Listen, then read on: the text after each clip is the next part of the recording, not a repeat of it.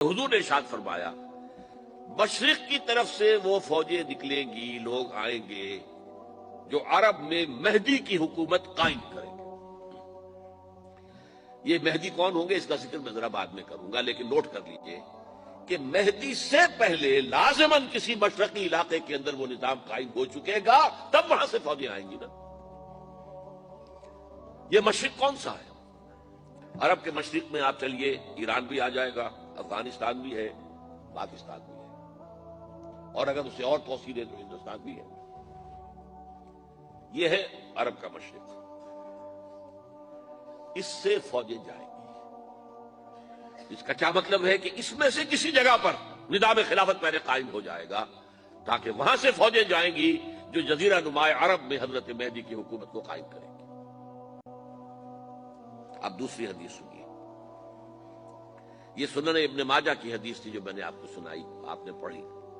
دوسری عن ابی ہریرہ رضی اللہ تعالی عنہ، یہ ترمذی شریف کی روایت ہے، قال قال رسول اللہ صلی اللہ علیہ وسلم یخرج من خراسان رایات سود لا يردها شیء حتی تنصب بایلیا۔ خراسان کے علاقے سے سیاہ جھنڈے لے کر فوجیں آئیں گی، ان کا رخ کوئی موڑ نہیں سکے گا، ان کو پیچھے پھیر نہیں سکیں گے کوئی بھی، یہاں تک کہ وہ یروشلم میں جا کر جھنڈے نصب کر دیں گے۔ ایلیا حضور کے زمانے میں یروشلم کو کہتے تھے۔ یہ یروشلم تھا جب حضرت سلیمان کی حکومت تھی اور یہاں پر معبد سلیمانی، ہیکل سلیمانی قائم ہوا، پھر یہ یروشلم ہی رہا ہے تاریخ میں، یہاں تک کہ سن کی حکومت تھی اور یہاں پر معبد سلیمانی، ہیکل سلیمانی قائم ہوا، پھر یہ یروشلم ہی رہا ہے تاریخ میں، یہاں تک کہ سن 70 عیسوی میں جب ٹائٹس رومی جنرل نے اس کو گرایا، ختم کیا، سیکنڈ ٹیمپل گرا دیا اور یہاں سے یہودیوں کو کہا نکل جاؤ، یہاں سے کوئی یہودی باقی نہیں رہا، تب بالکل تہو بالا برباد کر دیا۔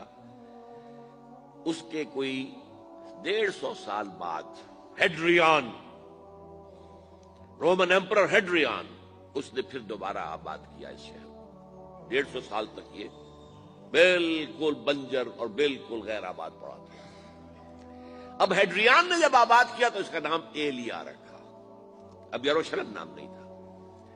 تو حضور کے زمانے میں پھر اس کا نام ایلیا تھا، اور اب اس سے کیا معلوم ہو رہا ہے کہ یہ یروشلم مسلمانوں کے قبضے سے اس وقت نکلا ہوا ہوگا، ایک دفعہ پہلے نکلا تھا، سن 1099 عیسوی میں مسلمانوں کے ہاتھ سے نکلا، کروسیڈرز، عیسائیوں نے آ کر اس کو قبضے میں کیا، لاکھوں مسلمانوں کو مارا، قتل کیا۔ اس کو 1187 عیسوی میں واپس لیا ہے۔ کس نے لیا ہے؟ صلاح الدین ایوبی کرد۔ عرب کھوکھلے ہو چکے تھے، عربوں نے کھویا، واپس نہیں لے سکے، بہت حکومت کر چکے تھے، 400-500 برس کی حکومت کر کے، اور ان کے عیش اور ان کے آرام، اب ان میں جان نہیں تھی کہ وہ واپس لے سکے۔ واپس لینے والا گرم کرد خون تھا، صلاح الدین ایوبی۔ تو گویا کہ اب آپ سمجھئے کہ 88 برس تک عیسائیوں کا قبضہ رہا یروشلم پر۔ اب 1967 میں یہودیوں نے قبضہ کیا ہے، اور اب 38 برس تو ہو گئے، 88 نہیں تو 38 برس تو ہو گئے، لیکن وہ دور آئے گا کہ اب پھر لیں گے، لینے والے عرب بھی نہیں ہوں گے، خراسان کے علاقے سے فوجیں آئیں گی۔ یہ خراسان کیا تھا؟ ایلیا تو میں نے آپ کو بتا دیا، یروشلم کا نام ہے۔ خراسان اس زمانے میں ایک بہت بڑے ملک کو کہتے تھے، کچھ حصہ پاکستان کا بھی اس میں شامل ہے، کچھ حصہ ایران کا بھی ہے، ایران کے اس حصے کو اب بھی خراسان کہتے ہیں، وہ ایک صوبہ ہے، خراسان ایک صوبہ ہے ایران کا چھوٹا سا۔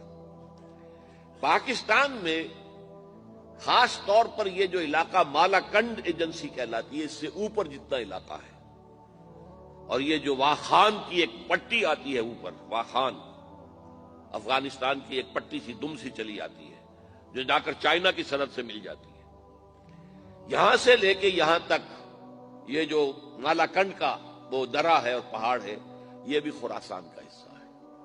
باقی تقریباً 2/3 آف افغانستان ساؤدرن حصہ نہیں ہے خراسان کا حصہ، یہ سیستان کہلاتا تھا، یہ خراسان نہیں ہے، لیکن یہ کہ اوپر کا 2/3 آف افغانستان اور اس کے ساتھ یہ جو عرب، جو اب یہ ترک ممالک آزاد ہوئے ہیں سوویت یونین کے ڈسولوشن کے ساتھ، یہ سارا علاقہ کہلاتا ہے خراسان بزرگ، دی گریٹ خراسان۔